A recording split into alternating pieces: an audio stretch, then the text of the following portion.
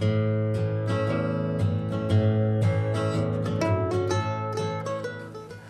my name's Carl Krueger. I own and operate Krueger Farms. We farm a little over 2,000 acres up here in northern Ohio. Each one of my acres will probably average about 2.5 applications. With fungicide nowadays and insecticide, it seems like you end up covering the acres a lot more than you used to. I'll probably have, time the year's out, we'll have probably about 8,000 acres through it. I do have my commercial applicator's license, and I have done some commercial application, and I intend to continue doing commercial application. From what I got booked, I would say it's going to be about 50%. I had a tractor with a pull-type sprayer, and it was a good sprayer, but I couldn't take the rough ride anymore. I could barely get across the acres I have. If I got 200 acres a day done, I'd have to come in and lay down on the couch to be able to go the next day. And the guy I picked up a lot of acres this year from, he had a competitor's model. And I rode in his, so then I started looking at the other ones that were out there. There's GVM, who I have in my backyard here. There was also, I guess it's Ag Chem. GVM's, it's basically similar to this. It's a mechanical drive, and there's some differences in the transmission, but the motor and the drive axles and stuff are the same. Money was a big issue. I'm not gonna lie about that. They were cheaper. I felt that the differences between GVM and Apache didn't justify the money difference.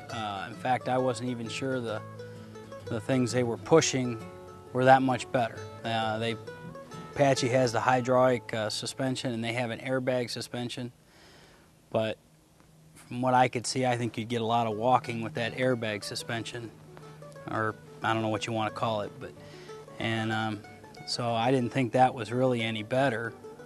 Not that it's bad, I'm sure it works, but I didn't think it was any better.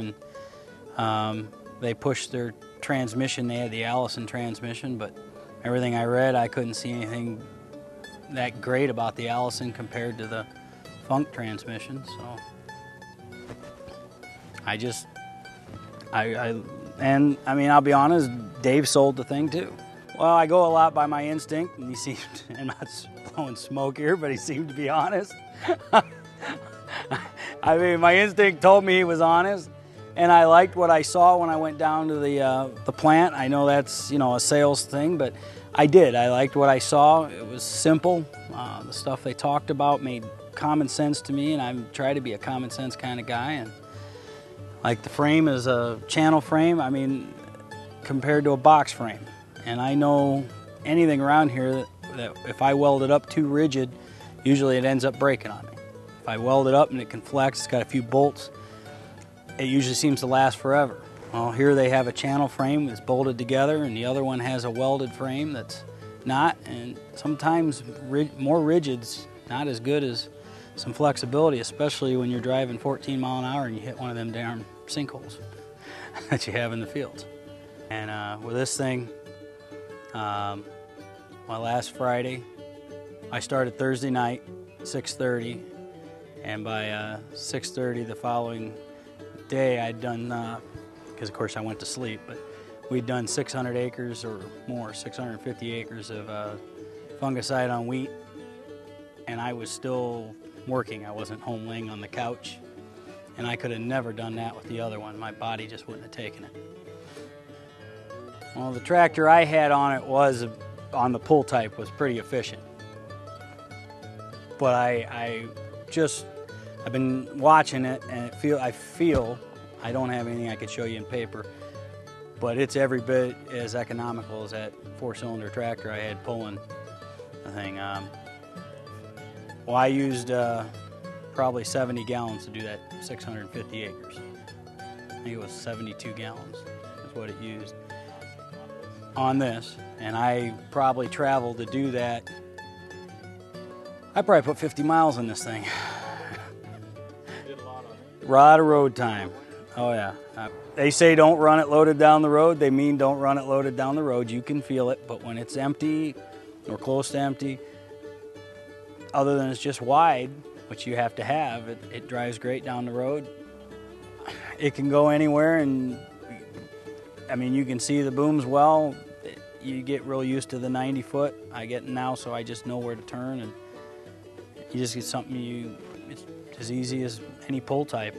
It's easier than any pull type. I did all the spraying with the pull type because no one was dumb enough to bounce around in that tractor, and that's the truth. I had a couple guys do it, and that was the end of that. They didn't want to bounce around in that thing. And this thing, I'll be honest, it's overwhelming sometimes. You just got to get in it, and you got to use it. And the guys just sit down and they're afraid that they're going to ding it or something. I don't know what it is, but the best thing to learn how to run this thing is actually to run down the road. I firmly believe that. I drove down the road the first time to a field way in the south purposely so I could get used to all the controls. And then when you get to the field, you already know how to run it. Then you handle the spray part of the controls. So instead of trying to learn the spray part and the driving part, you learn the driving part on the way down there. You feel what it does, get used to doing things so you don't have to do it, and then you learn. I got one guy that was gonna run it, and after it got here, I think he was afraid, and the other day I made him drive it around the block, and now I think he'll actually run it, because he said something about, oh, if you had a big field, I'll go out and try it the first time. I don't have terrace, but I do have a lot of triangles, a lot of hills. The auto boom is a necessity with something like this. Whether it's Raven or Ag Leader, you need that shut-off. I don't know what Raven calls it, but you know, the Ag Leader calls it direct command. You need that to shut the boom sections off. I got the 10 boom sections, and with triangle fields or anything, it's just a necessity. There's only one time I had them come out, and that was just a solenoid. It turns out a solenoid was stuck on the booms and wasn't quite raising up far enough for it to fold up and go into the jackets. But next day they were out here. Service was, I couldn't complain about service, and the guy was real knowledgeable, and I didn't feel like he was in a hurry to get out of here. He was willing to try to teach you something rather than just fix it and run. Fuel's great. The road time has been cut down a lot, and and in the field it's been cut down a lot too.